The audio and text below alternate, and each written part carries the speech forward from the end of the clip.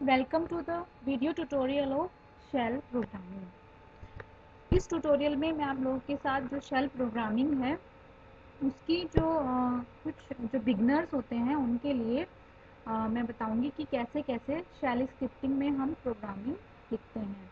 तो shell scripting में programming लिखने से पहले हम लोग ये जान लेते हैं कि शेल होता क्या है। हमारे जो ऑपरेटिंग सिस्टम होते हैं उसके बहुत सारे कंपोनेंट्स होते हैं, जिनमें दो मेन कंपोनेंट्स होते हैं, कर्नल और सेल। तो ऑपरेटिंग सिस्टम क्या होता है? ऑपरेटिंग सिस्टम हमारा एक प्रोग्राम होता है जो यूज़र और कंप्यूटर के बीच में इंटरफेस की तरह वर्क करता है, और जितने भी प्रोग्राम होते हैं उनको उनके जो एग्जीक्यूशन होता है उसको कंट्रोल करता है। तो जो हमारा जो ओएस है उसके बहुत सारे कंपोनेंट्स हैं, जिनमें मेन दो कंपोनेंट्स हैं, वो है कर्नल और शेल। जो कर्नल होता है उसको हम कंप्यूटर का ऑपरेटिंग सिस्टम का हार्ट भी बोलते हैं। ये क्या करता है?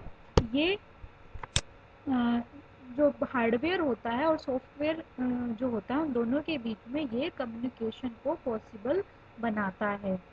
जो ऑपरेटिंग सिस्टम का जो दो पार्ट होते हैं, कर्नल और शेल, उसमें जो कर्नल वाला पार्ट होता है वो ऑपरेटिंग सिस्टम का इनर मोस्ट वाला पार्ट होता है, और जो शेल वाला पार्ट होता है वो आउटर मोस्ट वाला पार्ट होता है। ठीक है। तो जो सेल होता है वो क्या करता है? वो एक ऑपरेटिंग सिस्टम का, लाइनेक्स ऑपरेटिंग सिस्टम में होता है। जो शेल होता है वो हमारा लाइनेक्स ऑपरेटिंग सिस्टम में होता है, जो यूज़र से इनपुट लेता है। किस फॉर्म में? कमांड की फॉर्म में यूज़र से इनपुट लेता है, और उन जितने भी कमांड्स होती हैं उनसे लेके उनको प्रोसेस करता है, और जो भी आउटपुट होता है वो यूज़र को डिस्प्ले कर देता है। इसकी ये एक टर्मिनल का यूज़ करता है। ये क्या करता है? टर्मिनल के जो यूज़र होते हैं वो टर्मिनल पर अपनी कमांड्स को लिखते हैं और उसको सबमिट करते हैं। शेल उनको कन्वर्ट करता है, कंप्यूटर के जो समझ में आने वाली लैंग्वेज उसमें कन्वर्ट करता है, और देन जो उसको प्रोसेस करने के बाद उनका आउटपुट यूज़र को डिस्प्ले करा देता है। तो जो शेल है उसको हम किसकी हेल्प से एक्सेस करेंगे? उसको हम इस टर्मिनल की हेल्प से हम एक्सेस करते हैं। अब तो शेल क्या है? ये कमांड्स की फॉर्म में इनपुट को लेता है यूज़र से, उनको अकॉर्डिंग टू द कमांड उनको प्रोसेस करता है और यूज़र को आउटपुट दे देता है। ये हमारा इसमें टर्मिनल में देखिए क्या होता है। टर्मिनल में ये एक स्क्रीन होती है। इसको जो शेल होता है वो एक कमांड प्रॉम्प्ट डॉलर जैसा साइन, जैसे आप लोग को इस वीडियो में दिख रहा होगा पीपीटी, क्या एक डॉलर जैसा साइन होता है, इसको कमांड प्रॉम्प्ट बोलते हैं। डॉलर जैसा दिखता है ये लाइनेक्स के टर्मिनल में, जहाँ पे आप लोग अपने इनपुट को, जो भी आप कमांड है उनको टाइप करेंगे, और उसके बाद टाइप करने के बाद एंटर की प्रेस करते हैं, और जो भी आउटपुट होता है कमांड का वो इसी टर्मिनल पर डिस्प्ले हो जाता है। तो अब बात आती है कि जो शेल होती है वो कितने टाइप्स की होती हैं। बेसिकली जो शेल होती है वो टू टाइप्स की होती हैं, बोन शेल और सी शेल। इन शेल को भी फर्दर कैटेगराइज किया गया है। जैसे बोन शेल को चार शेल्स में कैटेगराइज किया, और सी शेल को दो शेल्स में डिवाइड किया गया है। अ, तो ये शेल, इनमें से जो हम लोग यूज़ करेंगे वो बैश शेल का यूज़ करके हम लोग काम करते हैं। वो थोड़ा यूज़र फ्रेंडली होती है और उसमें जो वर्क करना होता है वो इजी होता है। बाकी ये यूज़र की चॉइस के ऊपर है कि वो इनमें से किसी भी शेल का यूज़ कर सकता है। शेल देखिए, शेल क्या करता है? शेल क्या करता है? ये आप लोग क्या करेंगे, जो आपकी कमांड होगी या जिसको हम शेल स्क्रिप्ट भी कह सकते हैं, उसको टर्मिनल पे टाइप करेंगे। लाइनेक्स शेल उसको क्या करेगा?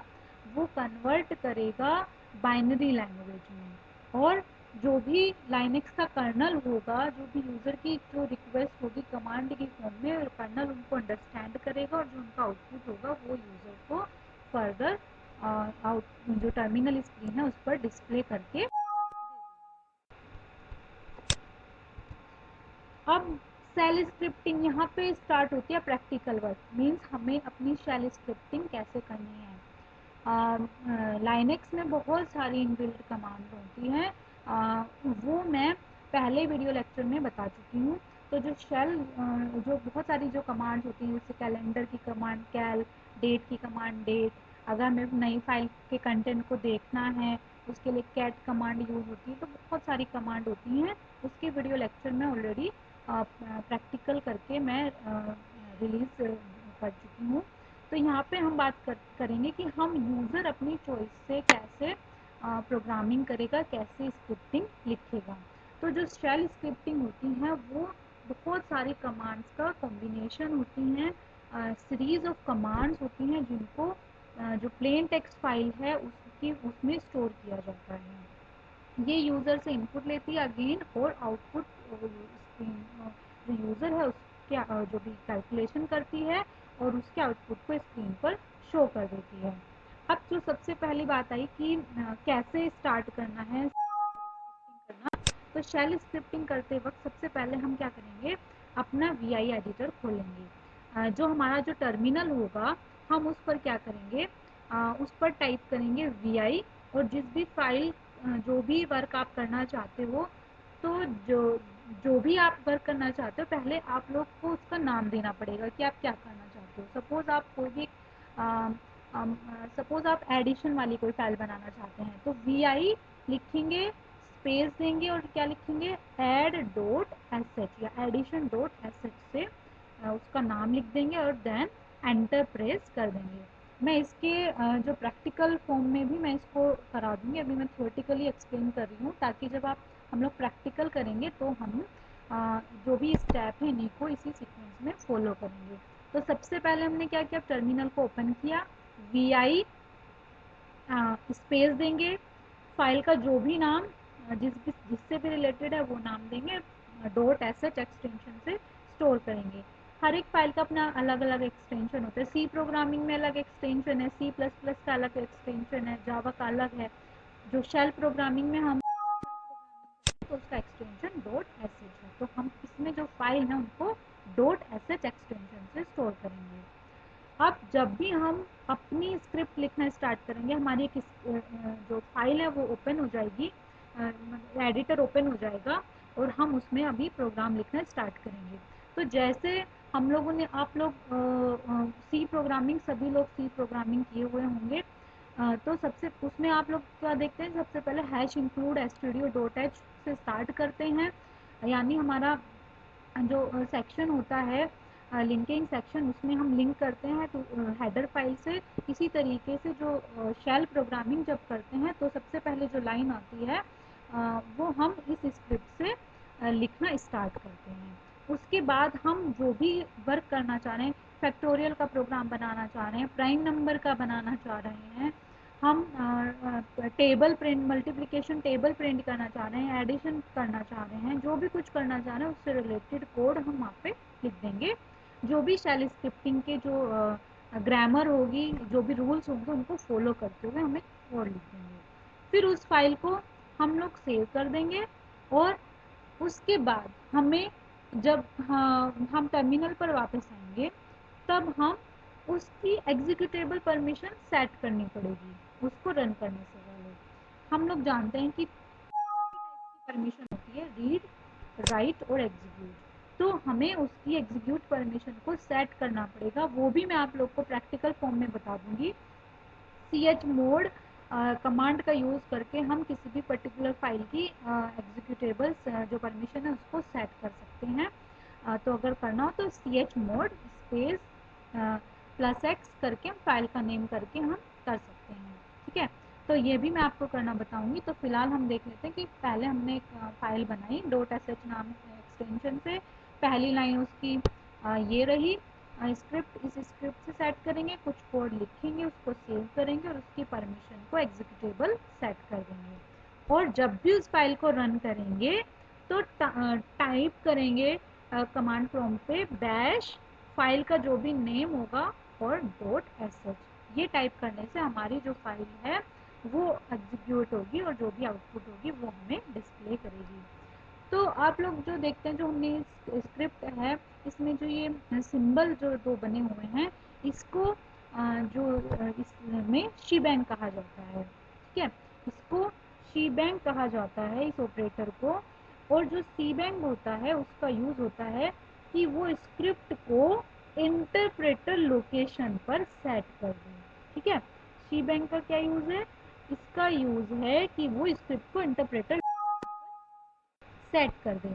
तो जो ये पूरी जो कमांड, जो स्क्रिप्ट लिखी हुई है, जो पूरी लाइन लिखी हुई है, तो इसका जो ये पूरी लाइन लिखी हुई है, इसका क्या यूज है? ये क्या करेगी, जो हमारी स्क्रिप्ट होगी उसको बोर्न शेल की तरफ क्या करेगी? डायरेक्ट कर देगी, बोर्न शेल की तरफ डायरेक्ट कर देगी। ठीक है, अब ये तो हमारा हो गया कि प्रोसीजर कैसे कैसे फॉलो होना है। अब है कुछ रूल्स देख लेते हैं। जैसे जो फर्स्ट क्या है कि आप लोगों ने देखा होगा हर एक लैंग्वेज में कमेंट्स लिखने का अपना अपना तरीका होता है। शेल में अगर हमें कमेंट्स लिखना है कुछ भी, तो हम हैश लिख के कुछ भी कमेंट जो भी हमें बताना है कि ये लाइन इसका ये यूज़ है, या ये प्रोग्राम इस पर्टिकुलर प्रॉब्लम को सोल्व कर रहा है, तो वो हम हैश लगा के लिख सकते हैं। नेक्स्ट हमारा है शेल वेरिएबल। हम कैसे डिफाइन करेंगे, कैसे क्या होते हैं, तो वो हम देखेंगे। तो शेल जो वेरिएबल होते हैं वो इंफॉर्मेशन को स्टोर करने के काम आते हैं। तो कैसे काम आते हैं? जैसे वेरिएबल, कोई भी एक पर्टिकुलर वेरिएबल है, वेरिएबल का नाम कुछ भी हो सकता था, वो जो भी रूल्स हैं वो लगभग हर लैंग्वेज में सेम ही होते हैं। तो यहाँ पे वेरिएबल है, यहाँ पे एन भी हो सकता था, कुछ भी हो सकता था, ए भी हो सकता था। तो यहाँ पे वेरिएबल में हेलो वर्ड स्टोर है, और ई को डॉलर वेरिएबल लिखने से ये क्या प्रिंट करेगा? ये हेलो। जो इको होता है इसमें प्रिंट करने के काम में आता है, जैसे प्रिंटफ फंक्शन काम में आता है प्रिंट करने के, ऐसे ही जो इको होता है वो प्रिंट करने के काम में आता है। और डॉलर का मतलब कि जो वेरिएबल में जो भी वैल्यू स्टोर है ये उसको प्रिंट कर देता है। वेरिएबल में क्या वैल्यू स्टोर है? हेलो, तो ये इसको स्टोर कर देगा। तो जो ये है, ये जो मैंने जो नीचे लिखा है एक एग्जाम्पल है। तो जब ये हमारी सबसे सबसे स्टार्टिंग वाली स्क्रिप्ट है, जिसमें हम हेलो कुछ प्रिंट कराना चाह रहे हैं, हेलो जो भी आपका नाम है वो प्रिंट कराना चाह रहे हैं। तो सबसे पहले लाइन तो शीबैंक से स्टार्ट करेंगे, स्क्रिप्ट लिखेंगे slash bin slash S H. उसके बाद हम इको में लिखेंगे what is your name. Double echo में डबल कोट्स के अंदर जो भी रहेगा वो एज इट इज स्क्रीन पर डिस्प्ले हो जाता है। ठीक है, ये हमारी क्या है, ये छोटा सा स्क्रिप्ट है जिसको सबसे पहले आप लोग ट्राई करिएगा। मैं इसको भी बताऊंगी कैसे कैसे हमें करना है। तो इसको, ये हमारी सबसे पहली स्टार्टिंग की स्क्रिप्ट है। तो उसके बाद हमने क्या लिखा? Read name.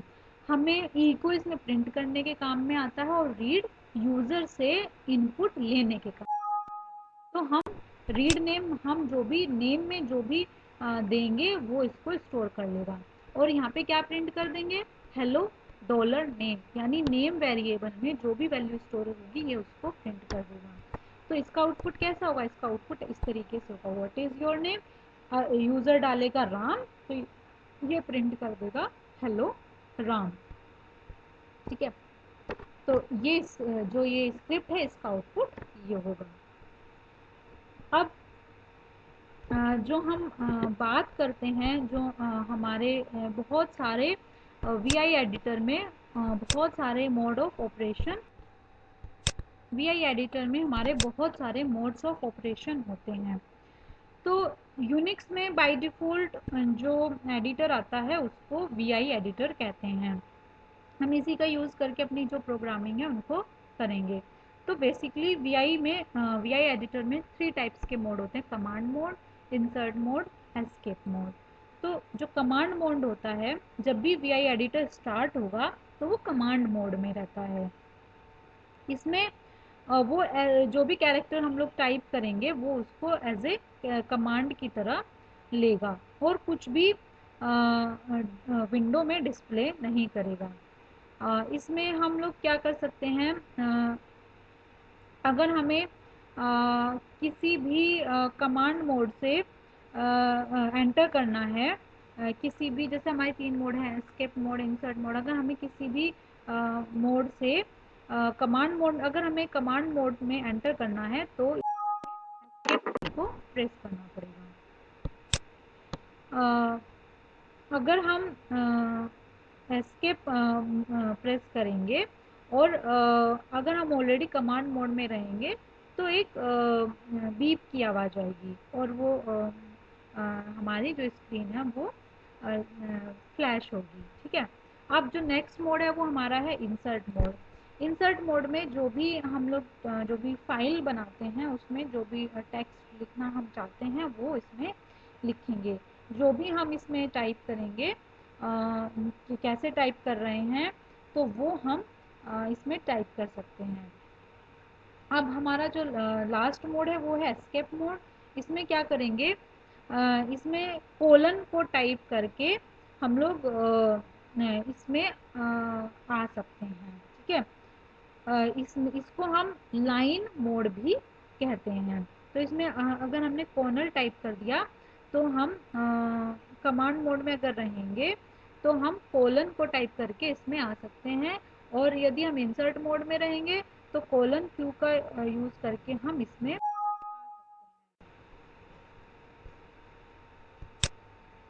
तो ये हमारे 3 टाइप्स के डिफरेंट डिफरेंट मोड्स हो गए। अब आया कि जो हम वी आई एडिटर से जब स्टार्ट करते हैं तो कैसे स्टार्ट करते हैं, हम वी आई और फाइल नेम लिख देते हैं। तो फाइल नेम और डॉट एस एच एक्सटेंशन के साथ लिख देते हैं। अगर कोई वो फाइल नहीं होती है तो वो बना देता है, और यदि पहले से ही वो फाइल बनी हुई है तो वो उसको ओपन कर देता है। अगर हम वी आई माइनस आर के साथ फाइल नेम लिखेंगे तो वो जो एग्जिस्टिंग फाइल है वो उसको केवल रीड मोड में ही ओपन करेगा। अब बहुत सारी एडिटिंग और फाइल में इंसर्ट करने के लिए बहुत सारी कमांड्स होती हैं। ये बहुत ही इम्पोर्टेंट है क्योंकि अगर हमें इनका नहीं पता रहेगा तो हमारे लिए थोड़ा डिफ़िकल्ट हो जाएगा प्रोग्रामिंग करना। क्योंकि वहाँ पे, क्योंकि जब भी आप जाएंगे तो वहाँ पे आप कुछ भी टाइप नहीं कर पाएंगे जब तक हम आई प्रेस नहीं करेंगे। ठीक है। तो जब हम वी आई और file name dot S H लिखेंगे, अब हम पहुंच जाएंगे वी आई एडिटर पर, तो हमें आई प्रेस करना पड़ेगा, उसके बाद ही हम लिख पाएंगे, उसके पहले हम कुछ कर पाएंगे। तो सबसे पहले हम क्या करेंगे, जो स्मॉल आई, हर एक सिंबल का अलग अलग मीनिंग है। अगर हमने स्मॉल आई लिखा है तो वो क्या करेगा, वो जो करंट कर्सर की लोकेशन है वो उसके पहले टेक्स्ट को एंटर कर देगा, इंसर्ट करना स्टार्ट कर देगा। अगर हमने कैपिटल आई लिखा है तो जो भी करंट लाइन होगी वो उसकी बिगिनिंग में टेक्स्ट को इंसर्ट करना स्टार्ट कर देगा। जो स्मॉल ए होगा वो करंट कर्सर के बाद टेक्स्ट को इंसर्ट करना स्टार्ट करेगा, और जो कैपिटल ए होगा वो करंट लाइन के एंड में टेक्स्ट को जो भी डेटा होगा, जो भी आप लोग इंसर्ट करना चाहते हैं टेक्स्ट को, वो वहाँ पे लिखना स्टार्ट करेगा। तो हर एक सिंबल, हर एक कैरेक्टर का अलग अलग मीनिंग है, small A O, capital O R, small R, capital R. तो ये जितना जितना हम यूज़ करते जाएंगे उतना उतना ये हमें इजीली याद हो जाएगा। सबसे जो इम्पोर्टेंट हमारे होते हैं ये आई और ए होते हैं।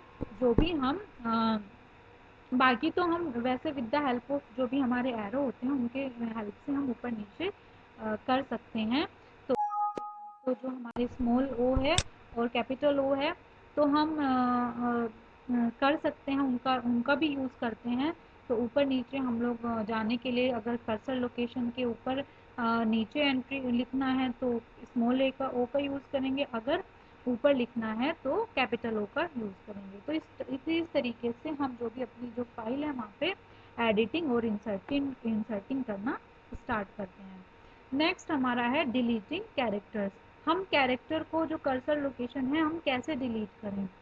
तो जो फर्स्ट वाला है ये स्मॉल एक्स है, तो हम इसमें क्या करेंगे, इसमें कर्सर लोकेशन के अंडर हम कैरेक्टर को डिलीट कर पाएंगे। कैपिटल एक्स से हम कर्सर से पहले कैरेक्टर को डिलीट करेंगे। डी डब्ल्यू के, डी डब्ल्यू का मतलब है वर्ड, ये जो करंट कर्सर लोकेशन है उसके जो भी नेक्स्ट वर्ड है इसको पूरे के पूरे कंप्लीट वर्ड को डिलीट करने के काम में आएगा। और जो हमारा डी डी है, ये जब जो लाइन होगी जहाँ पे कर्सर ऑन होगा ये उसको डिलीट करेगा। हर एक सिंबल का अलग अलग मीनिंग है। डी डॉलर कर्सर पोजीशन है ये उसके एंड में क्या करता है, लाइन को डिलीट करता है।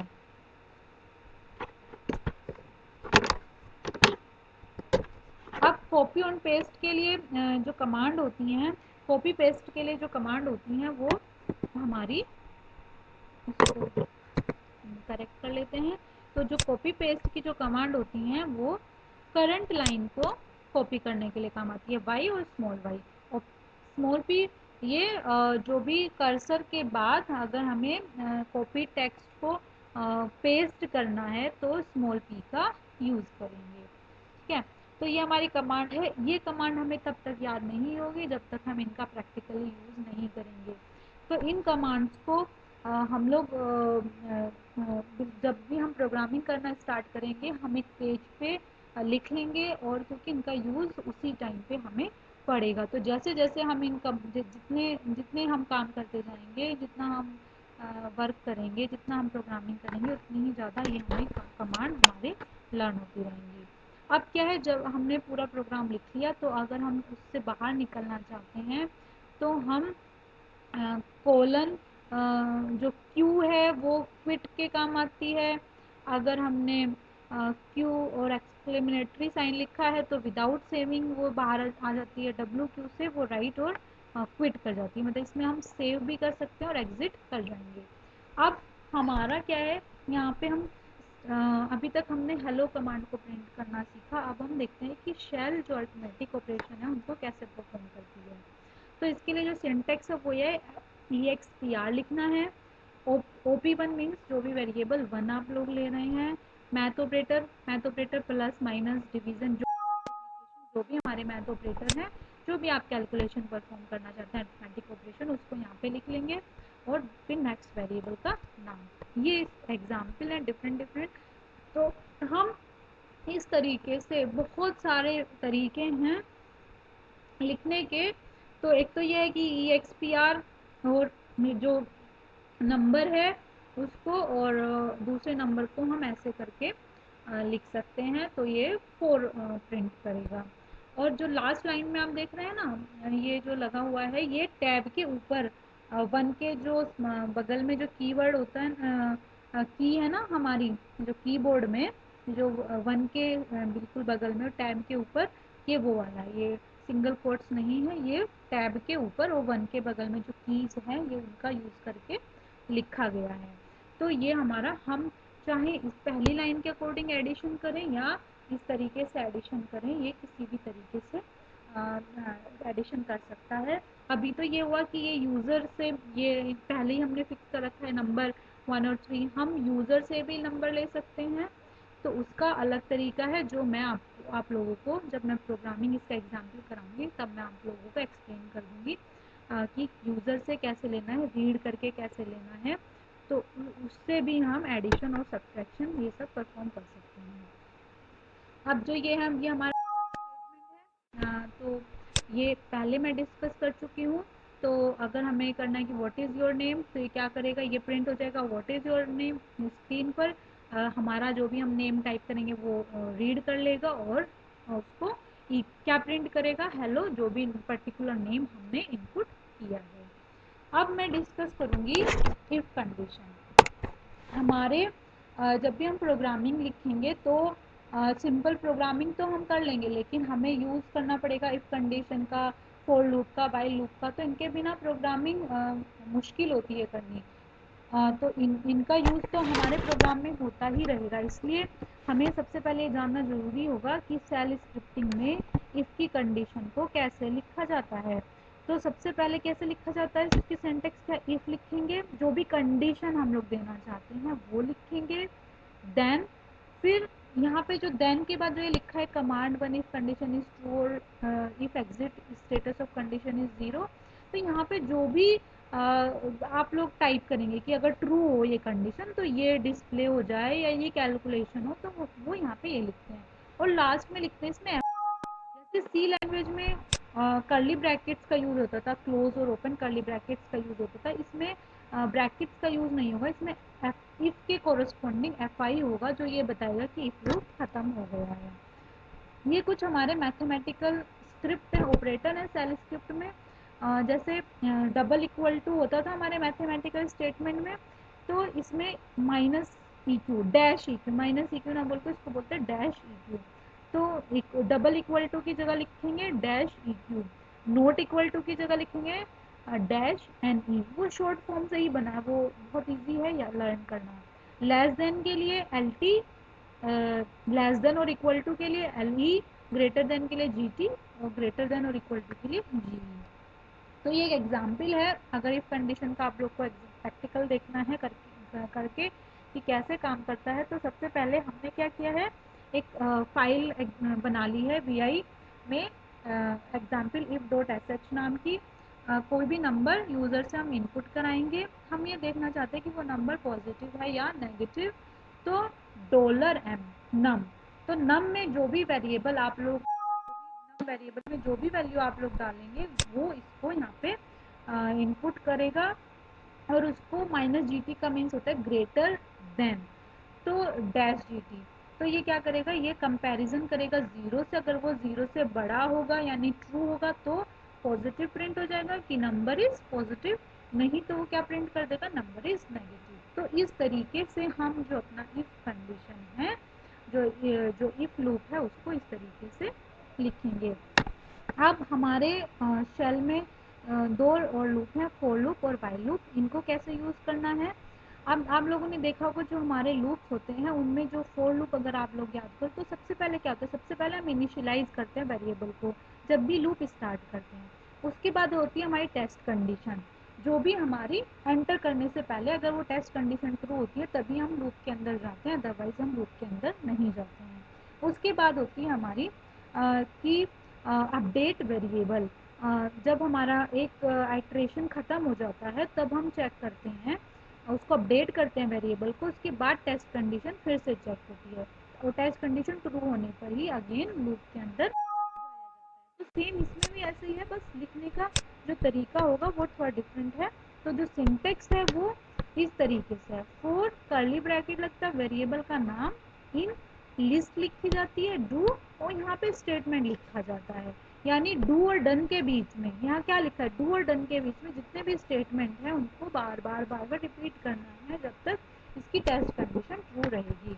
कैसे लिखते हैं, इस तरीके से लिखते हैं, फोर आई, वेरिएबल नेम क्या है आई, इन लिस्ट क्या 1 2 3 4 5, डू और डन के बीच में हमें क्या प्रिंट कराना है, welcome dollar I times, dollar I means ये आई की वैल्यू लेगा 1 2 3 4 5, यानी ये क्या प्रिंट करेगा, जब आई इक्वल टू 1 होगा तो ये प्रिंट करेगा वेलकम फर्स्ट टाइम, देन ये क्या प्रिंट करेगा, welcome second time, welcome third time, welcome fourth time, than welcome fifth time. अब फोर लूप का सिंटेक्स जरूरी नहीं है कि हम ऐसा ही करें, दूसरा तरीका ये भी है, जैसे सी में करते थे, एक एक्सप्रेशन होता था इनिशियलाइजेशन का, then test condition, then update variable का, हर चीज़ डू और डन के बीच में ही लिखी जानी है। ये बताएगा कि ये बेसिकली ये समझ लीजिए कि करली और वो ओपन ब्रैकेट और क्लोज ब्रैकेट के बीच की जो भी कंडीशन है उसको बताने के लिए है कि डू और डन के बीच में ही हम सब कुछ लिखेंगे। इस तरीके से हम लिखते हैं।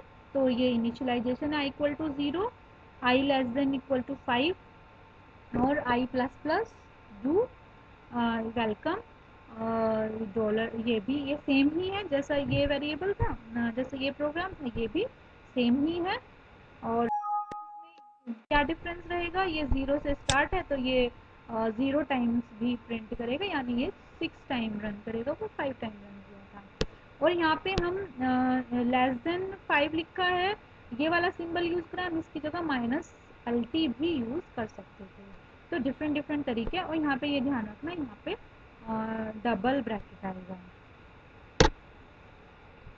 अब नेक्स्ट लूप आता है हमारा वाइल लूप।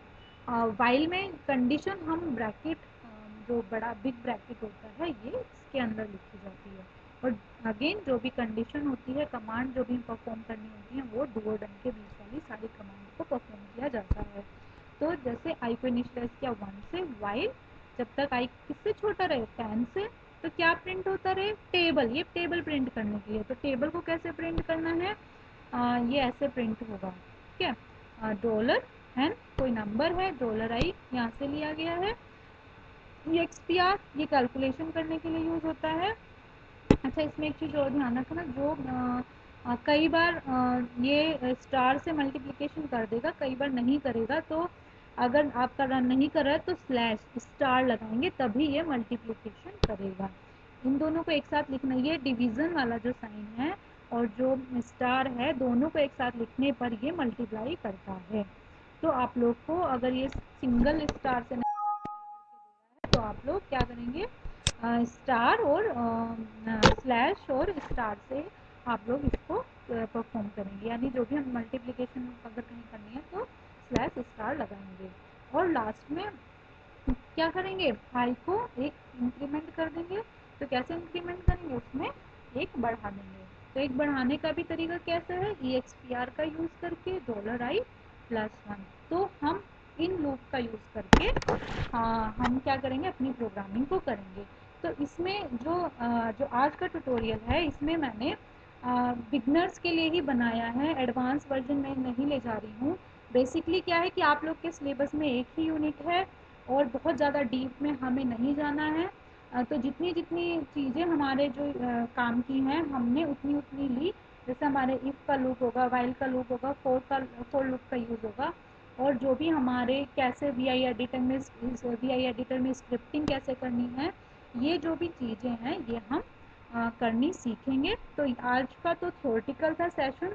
मैं जो कल ट्यूटोरियल आप लोग को प्रोवाइड कराऊंगी, वीडियो जो ट्यूटोरियल प्रोवाइड कराऊंगी, उसमें हम इन्हीं सब चीज़ों को प्रैक्टिस और रिलेट करेंगे कि कैसे कैसे हमें काम करना है।